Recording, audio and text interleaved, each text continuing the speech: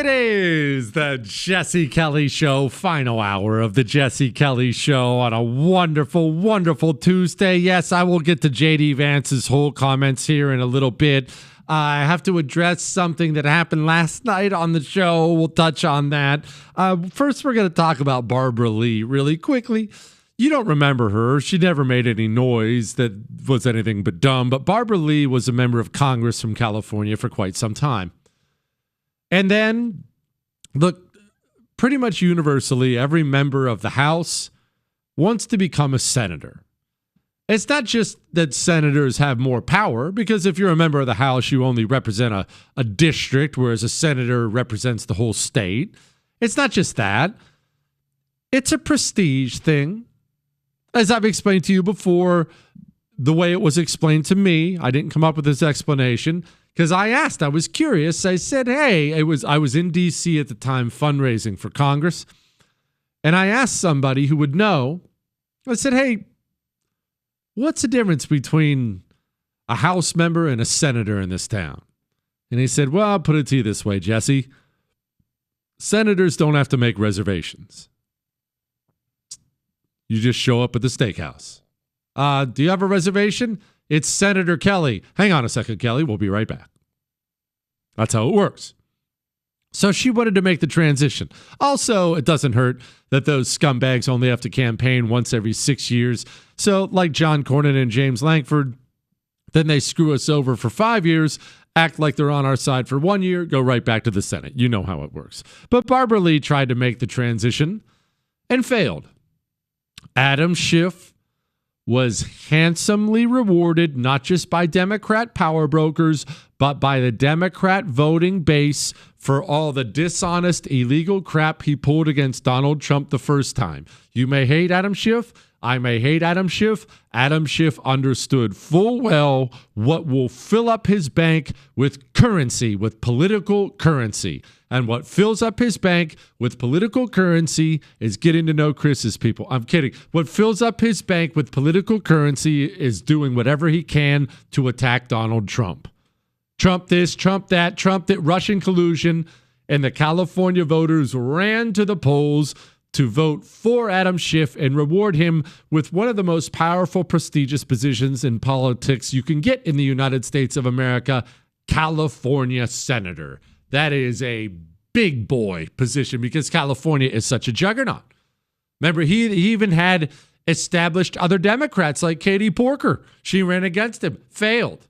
So Adam Schiff's the man now. And Barbara Lee failed. But if you're Barbara Lee, you're an old woman, what do you do? Well, I don't think that you can answer that question, and I don't think I can either. Because I'm here to tell you something. And just go ahead and hear me here. You can bank on this. I won't live to 80. The Kelly men don't live to see 80. So I won't.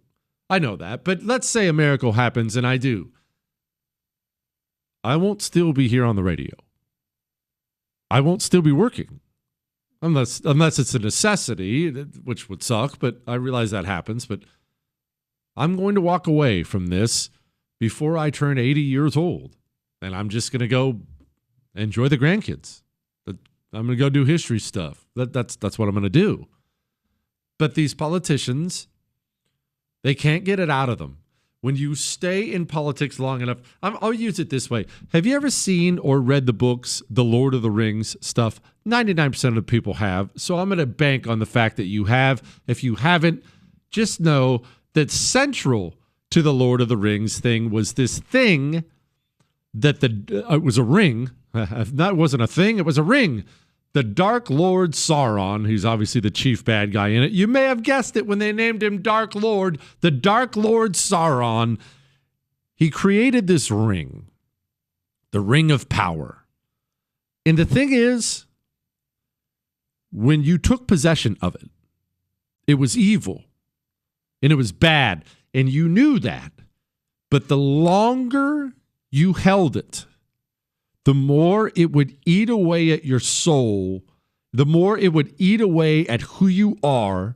And if you held it for long enough, you would simply become almost unrecognizable as a human being. One of the characters in it, his name was Gollum, was just he was a dude, just a man at one point in time. By the time you see him, he's essentially some creature. All of his hair had fallen out. He looked like me, some hunched over. He didn't even look like a man anymore. He looked like a monster. That's what the ring will do to you and your soul. I talked to you about this last night. I'll talk to you again. I want you to run for office. It's important that good people run for office. Local. Doesn't have to be fancy. Local. Get out before it eats you up. Get out before the ring of power rots away and consumes your soul. This is an old woman who, no doubt, just from Congress alone, has a really nice retirement, but she can't let it go. That's another thing about the ring.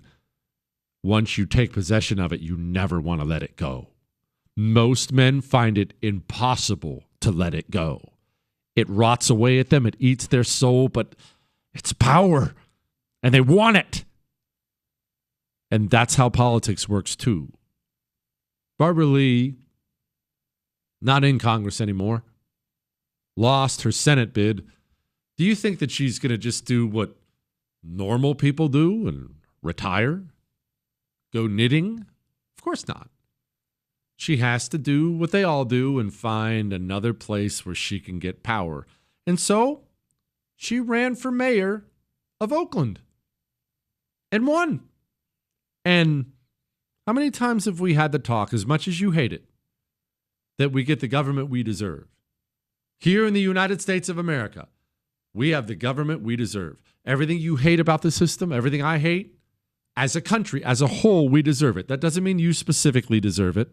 You probably have done better, voted better, been better. I'm not putting it all on you specifically, but as a whole, we deserve this. This is what we deserve. We've neglected our government for long enough. We've neglected the GOP for long enough. These scumbag losers are exactly what we deserve. You don't believe me? Go look at the results of John Cornyn's last primary in Texas, and then tell me Texas doesn't deserve him. Of course, that's what Texas deserved. Anyway. Oakland's had a rough run of it. It is Oakland, after all. They're not only pretty much bankrupt. In-N-Out Burger, they left Oakland because there was too much crime and violence. It was too risky. Established businesses, famous businesses, are now fleeing because it's such a disaster. Oakland has slowly but surely rotted out from underneath the people of Oakland. And after all that rot, all that misery, they ran to the polls and voted for this person as mayor. You're calling for a $50 an hour federal minimum wage. That's 7 times the current national minimum wage of $7.25 an hour. Can you explain how that would be economically sustainable for small businesses? You have 60 seconds. First, let me say I owned and ran a small business for 11 years. I created hundreds of jobs. Benefits, retirement benefits, also health care benefits. I know what worker productivity means, and that means that you have to make sure that your employees are taken care of and have a living wage. In the Bay Area, I believe it was the United Way, came out with a report that very recently, $127,000 for a family of 4 is just barely enough to get by. Another survey very recently, $104,000 for a family of 1, barely enough to get by. Low income because of the affordability crisis. And so just do the math. Just do the math. Of course, we have national minimum wages that we need to raise to a living wage. You're talking about $20, $25, fine. But I have got to be focused on what California needs. She's explaining in that answer why she wants a $50 minimum wage. A $50 minimum wage, even if you know nothing about economics. It doesn't take a genius to figure out making everybody pay everyone $50 an hour. It's not only going to jack prices through the roof, it's going to jack prices through the roof on all the establishments poor people use anyway. It's going to jack the prices through the roof at Waffle House, at Walmart, at Dollar General, because that's what those people make is minimum wage. So It's going to destroy the lives of all the poor people. But how do I feel bad? How can I feel bad at this point in time? And I do, right? Because I don't want anyone in this country to live in misery, but that's who you vote for? You get what you get. Don't throw a fit. I have to talk about something that happened last night. Then we'll do some emails.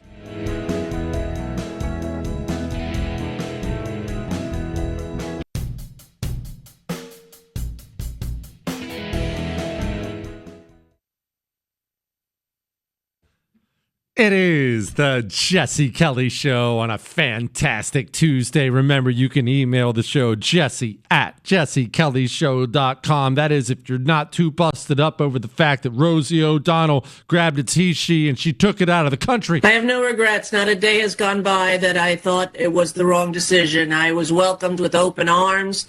I knew after reading Project 2025 that if Trump got in, it was time for me and my non-binary child to leave the country. And although I was not one of the celebrities who announced that that's what I would do, I made the decision within my family and my therapist. And should he win, and then when he did, we. I'm sorry. I don't know why I thought it was so funny, but I think it was the therapist thing at the end that gave me the snickers so badly. I discussed it with my therapist.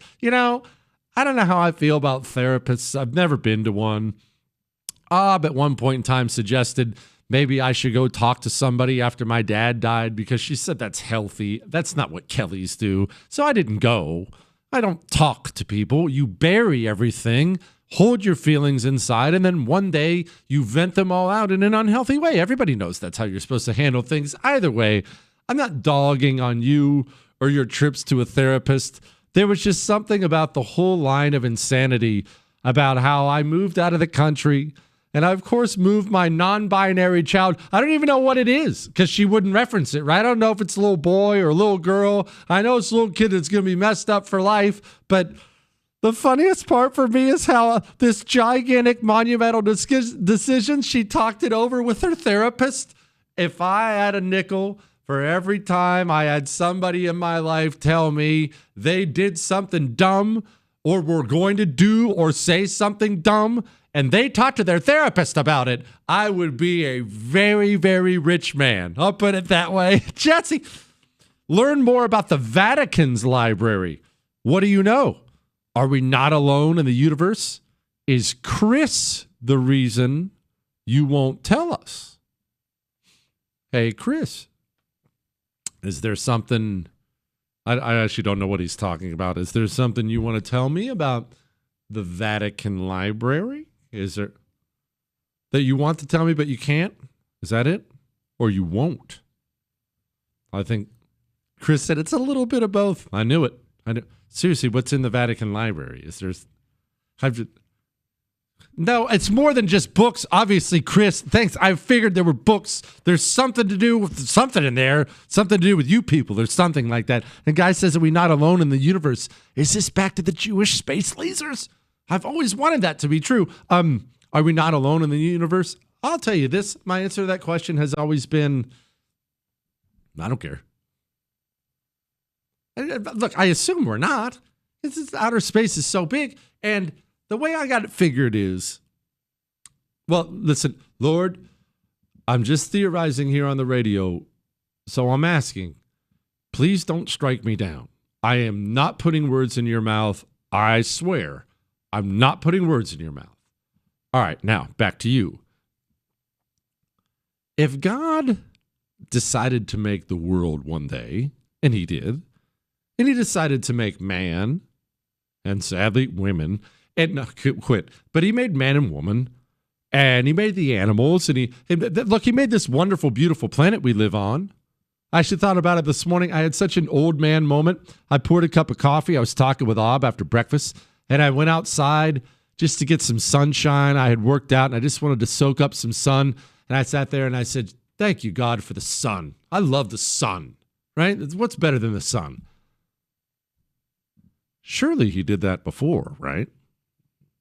Surely he's done that before? I mean, are we the only ones?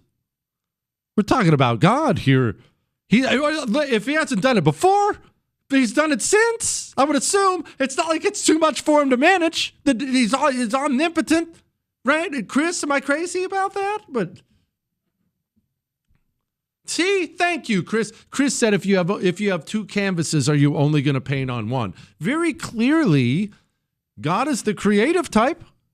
Right? But Chris, I didn't mean to. I know it's an understatement. Okay, I'm trying to explain this in a way that I'm looking at it. Very clearly, God is I was about to call him the type of person. God is he's the type of thing, the type of whatever, however you want to put it. He's something that likes to create beautiful things. And just out of the blue, he created beautiful America. And, well, I mean, some other countries too, but beautiful America. Surely he created more than just that. And maybe, I don't know, maybe, look, here's the question. What if we're the beta version?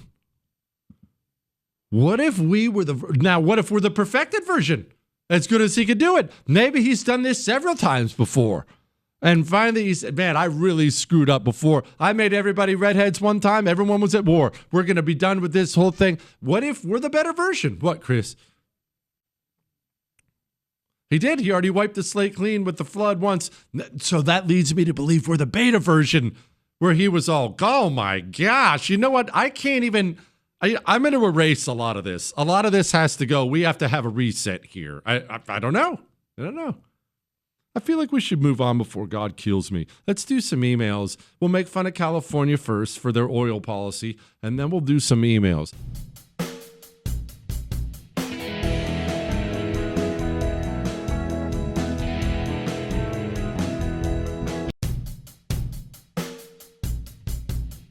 It is the Jesse Kelly Show on a fantastic Tuesday. All right, so I played just a wee little brief snippet earlier of J.D. Vance's speech blasting away at all the climate communism around there. You should know J.D. Vance has been a busy man. For one, he was over there in India announcing a trade agreement. In our meeting yesterday, Prime Minister Modi and I made very good progress on all of those points. And we are especially excited to formally announce that America and India have officially finalized the terms of reference for the trade negotiation. I think this is a vital step. I have mixed emotions about that. On one level, I like them making trade agreements. On the other level, I think Indian food is disgusting, and I don't like curry, and I don't enjoy how any of it smells. And so I'm just going to lay that out there and just leave it sit out there for a little while to marinate. Hopefully not in curry, though. Anyway, J.D. Vance talked about climate activism. To them, humanity is always one bad decision away from catastrophe. The world will soon end, they tell us, because we're burning too much fuel or making too many things or having too many children. And so, rather than invest in the future, they too often retreat from it. Some of them pass laws that force their nations to use less power. They cancel nuclear and other energy generation facilities, even as their choices, the choices of these leaders, lead to more dependence on foreign adversaries. Meanwhile, their message to their friends, to countries like India, is to tell them that they're not allowed to grow. Well, President Trump rejects these failed ideas. He wants America to grow, he wants India to grow, and he wants to build the future with our partners. I want to say something before I get to this California story, specifically a reminder of a discussion we have had in the past. There are different brands of American communism, as you know. All of it's just about communism, power, and destruction. You get that. Different fingers of the same communist fist. You get that. We've talked about that. But climate communism is the final form of communism. It is by a mile, the most murderous form of communism that has ever existed. Maybe you've thought to yourself before, hey, I'm glad our communists aren't like those ones in the NKVD in the Soviet Union. Hey, I'm glad our communists aren't like the ones running S-21 prison in Cambodia. Maybe you've had those thoughts before. I'm here to let you know that climate communism will kill exponentially more people than Stalin, Mao, and Pol Pot combined could have ever dreamt of. The entire essence of it, this is why I call it the final form of communism. The entire essence of it is human beings themselves are poison.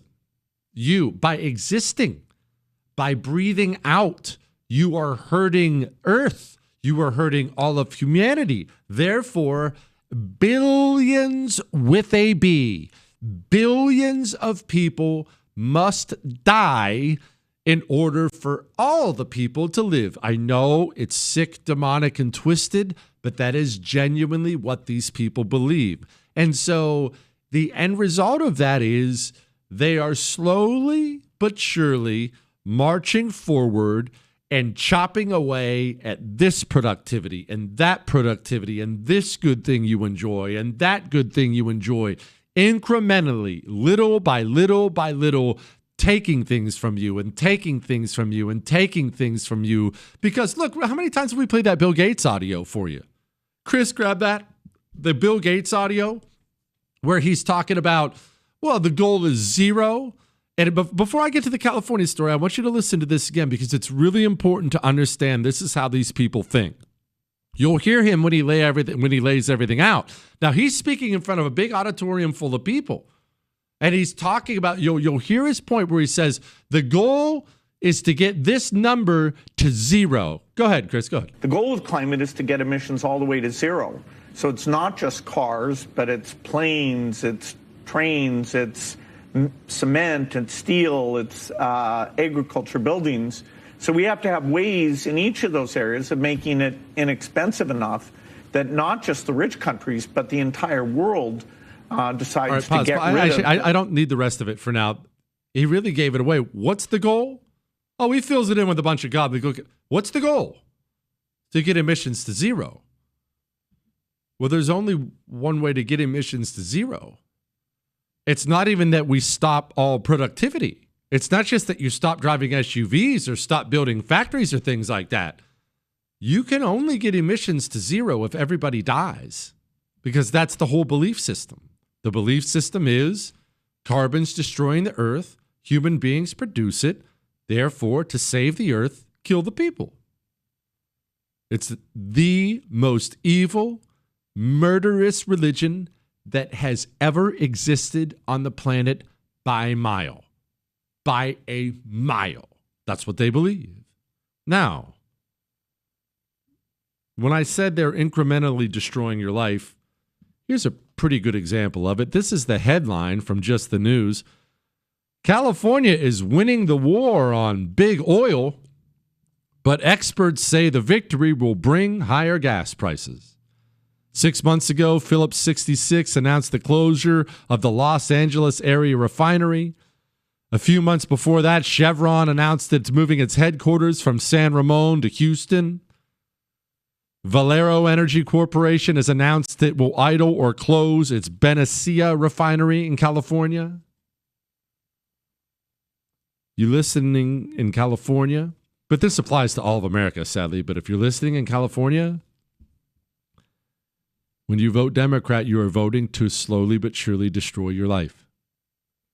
To make everything in your life more expensive, which of course reduces access to that stuff. It's not just gas prices and power, it's power bills, it's building materials, it's everything.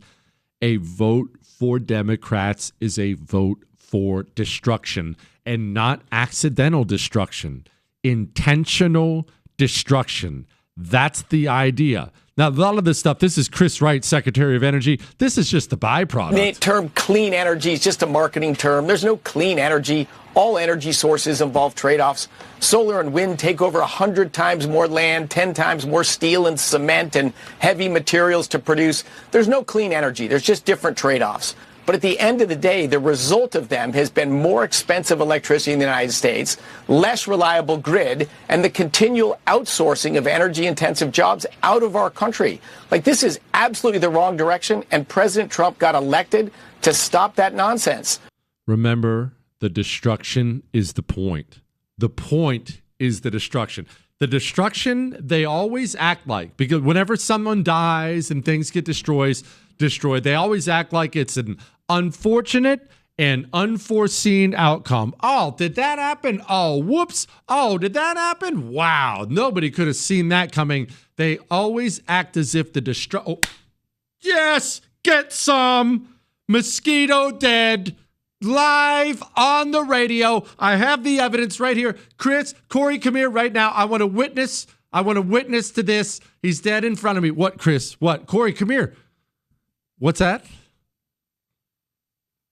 How's he supposed to carry the message? Oh, you're talking about what I said before? I don't want to talk about that right now. I want to talk about the fact that was one slap. Everybody heard it too. Chris, did the slap come across on the radio? Hold on. I'm going to take a picture. If Corey's not going to come in here, if he's too scared. Boom. Picture taken. Dead. Dead as disco. I don't even remember what I was talking about. It's less important than that dead mosquito. Anyway, we'll do another segment. Maybe I might be killing mosquitoes. Hang on.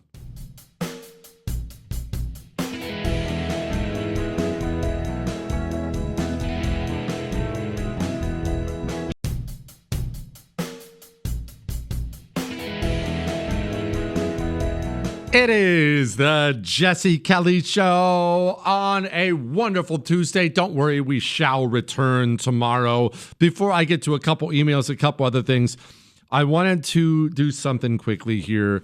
Sorry, it's Daddy Jesse again. I'm going to have to step in here and remind you of something. Here's a story. Now, this is the father of her children, Casey Barrera Rosa. He's charged with murder, and he's currently in ISIS custody. And we also have this mugshot of his uncle. Authorities charge Rolvin Barrera with being an accessory to the crime. A spokesperson for the Charles County Sheriff's Office says the suspect was methodical in hiding this woman's body, burying her deep, and using old dirt to conceal the hole. So when we first reported this, authorities told us that they found fraudulent immigration documents for Barrera Rosa. Hunted her down, murdered her, and dragged her into the woods and buried her. I cannot stress this point enough. There are bad people around you, not only in Maryland, not only in Maine, or in Florida, or in Texas, or Washington. They're everywhere, not only in the cities. They're in the country. They're in the burbs. They're everywhere. Be aware of your surroundings. Your phone. Look, again, I know it's annoying. Dad, Jesse, I know. Stay off your phone when you are walking around in public. I watched yesterday. No, day before yesterday. Went to the grocery store. It was Easter Sunday. The grocery store was open for a 2-hour window. We needed something. We were short on something. And I went to the grocery store, and there was a young lady walking across the parking lot in what were clearly workout clothes. And I don't know what age anyone is anymore, but I was waiting for her to get to her car. So we're sitting there waiting. She didn't know I was waiting for her to get to her car so I could take her parking spot. Do you know why she didn't know? Because that young lady walked 200 yards, I would guess, from the grocery store door, holding one bag of groceries, 200 yards to her car, and she never knew I was waiting because she never looked up from her phone the entire time. If I was a monster, she was dead. I could have taken her anytime I wanted. Put your freaking phone down in public. And I'm not saying don't be on your phone. I'm not your angry grandpa. Sit down and get on your phone. Lean against the wall really quick if you have to put something funny on Twitter or something like that. I'm not saying don't do your phone. I'm not saying don't do it at all out in public. When you are walking, when you are moving, when you're walking up the sidewalk and walking to your daggone car, put your phone away. I'm good. I just had to get that off my chest. Chris, it's no big deal. Instead of get it off my chest. Remember yesterday when I had this little talk, I played the Jamie Raskin sound cut, and I had the talk about how communists are always looking to expand the size of their mob when they're out of power. And right now, since they're out of power, They're trying to expand their coalition internationally. That's what Jamie Raskin was saying It's here. a complement to something that we need to be doing right now, which is engaging in far more work of transnational democratic solidarity with the democratic governments and the democratic movements and peoples and parties of the world. Totally agree. To try to prevent the spread of the lawlessness and the fascist chaos. That's Jamie Raskin calling for global communism to help them stand up to Donald Trump. Well, you didn't think the old Oracle was going to be wrong about that, did you? Remember Nita Jankowicz? She was that communist witch the Biden administration tried to put in charge of the ministry. What was it? The Ministry of Disinformation, Chris? That's what it was? The Ministry of Truth is what it was. They caught so much heat, they actually stopped it because it was just too communist for people. Well, you didn't think she went away, did you? She's a member of the system.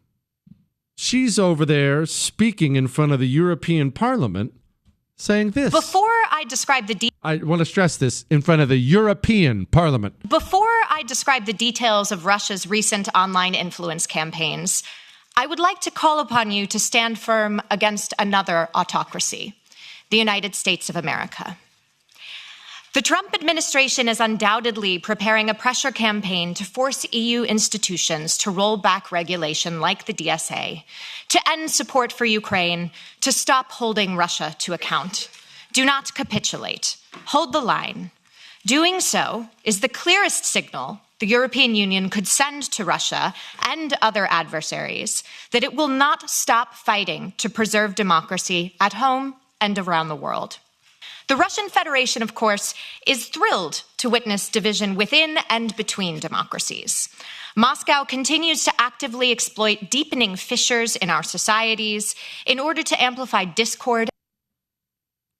Sitting in front of European Parliament, asking them to join with her in solidarity to oppose Donald Trump. This is how the communist operates. Always has, always will. And now, here's a headline. You know the thing. Headlines we didn't get to. Wannabe G.I. Jane sues the Navy after her dream of becoming the first female SEAL comes crashing to an end over her age. I read this story. I'm extremely disappointed the Navy disqualified her over her age. They should have disqualified her because she's a woman. WHO announces major overhaul and layoffs amid U.S. funding cuts. So much of the rage you see now directed at Trump, courtesy of the elites, is because wherever he can, he continues to cut off the gravy train. America really has been the preeminent funder of global communism for a long time. Gosh, that's sad. Mexico says the IMF is too negative on its economic outlook. Poor Mexico. It's just wild. A country that wonderful. I mean, the people are wonderful. The food's wonderful. The music's wonderful. The environment's great. They got mountains. They got beaches. And yet they just can't ever pull themselves together. They just can't ever get out from under all that corruption. Wall Street Bull was painted over by environmental activists who frantically cleaned it up when the cops came. Well, that's why you invite women. Democrat Civil War. Hakeem Jeffries fights David Hogg's push to primary incumbents. I'm disappointed in this because I thought he actually fought David Hogg. That'd be hilarious. Anyway, I'll be back tomorrow. That's all.